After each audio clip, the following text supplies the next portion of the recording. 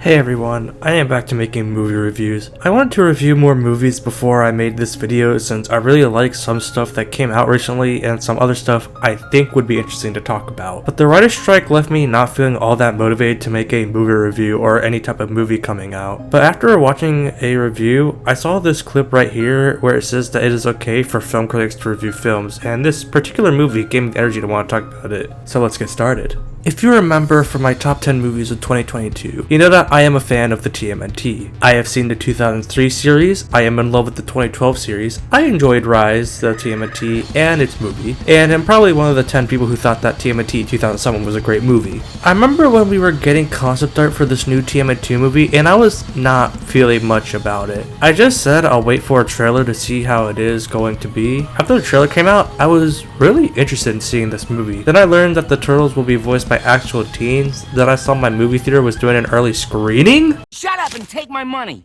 So yeah, you could say I was excited for this movie, and I went to the theater, got my ticket, and was ready for the fireworks. Okay, so y'all, this might be the best TMNT movie I've seen so far and one of my favorite movies of the year. I am honestly quite shocked because I was expecting this to be like Rise of the TMNT, where it was going to get flack because it came out so soon after the previous source material came out, but no, I think this is one of the best incarnations of the turtles so far. But let's talk about it. Now, before we talk about the entire thing, I will give my one criticism of this movie. I think that third act breakup is something I have never liked and most likely never will like in my life, but other than that, I have no qualms with this movie because I think it's great all around. I think the most eye-catching part of this movie is the animation. Hot dang, it's just some of the best animation of the year. I wouldn't say it's better than Across the Spider-Verse, which had a bunch of animation styles making the most varied movie animation-wise, but TMNT Mutant Mayhem isn't slouching in the animation department.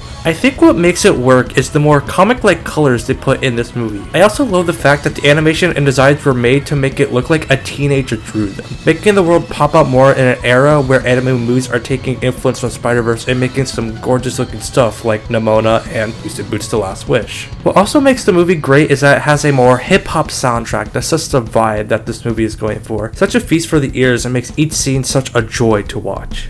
What makes this movie work very well is that they got actual teens to do the voices of the turtles in this movie. Nicholas Cantu, I only remember for playing Gumball in season 5 of The Amazing World of Gumball, but he does a good calm voice of Leonardo in this movie and really sells the more worried character of the four. Shaman Brown Jr. as Michelangelo is really good, and he sounds like he is giving his all in making Mikey sound like a dude who goes with the flow. McKay Abbey's Donatello took a while to grow on me since he sounds younger than a teenager to me, but I got used to it after a while. Brady Noon as Raph is really good, and he does a good job at making him sound like a hardhead who really needs to go to therapy, like, let's be honest. I honestly forgot Jackie Chan was in this movie as Splinter before I watched it, since the last time I saw him in a movie was the Lego Ninjago movie as Master Wu, but man, does he do a good job as Splinter, selling the emotion in the flashback scene and the climax. Ayo Edebiri as April O'Neil was a really good performance as well, but I think that the standout performance in this movie that isn't the main four turtles is Ice Cube as Superfly. What makes him work as Superfly is he is able to make a mood shift with this crazy motherfucker sound so natural. One moment he could be like the coolest guy you know, and then the next scene he will be your worst enemy. It is so amazing. What got me interested in this movie was the idea behind the movie as well. Seth Rogen has stated that he thought that the teenage part of the Teenage Mutant Ninja Turtles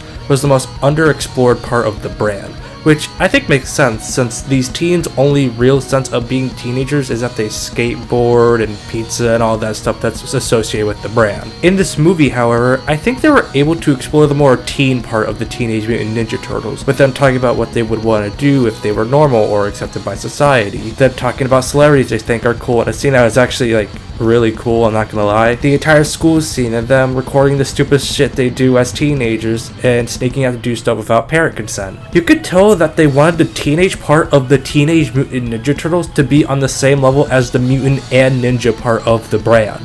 I also really like that the comedy in this movie, I wouldn't say it's laugh out loud funny like Rise of the Teenage Mutant Ninja Turtles, but it does have jokes that are really endearing and something that I think the writers had a knack for. Like moments like these just have that charm that you can only get with this movie.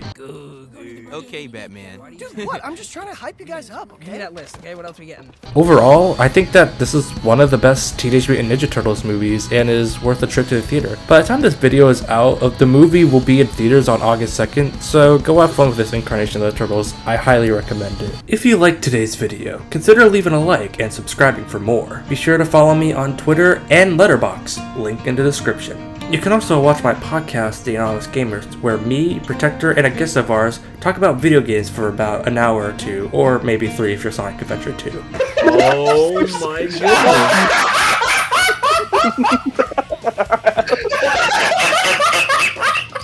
It really is peanut.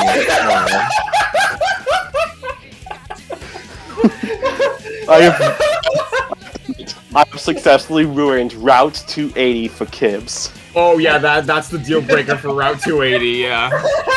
I'll have a link to the podcast in the description. Until then, I'm AvatarAidan, and I'll see y'all next time.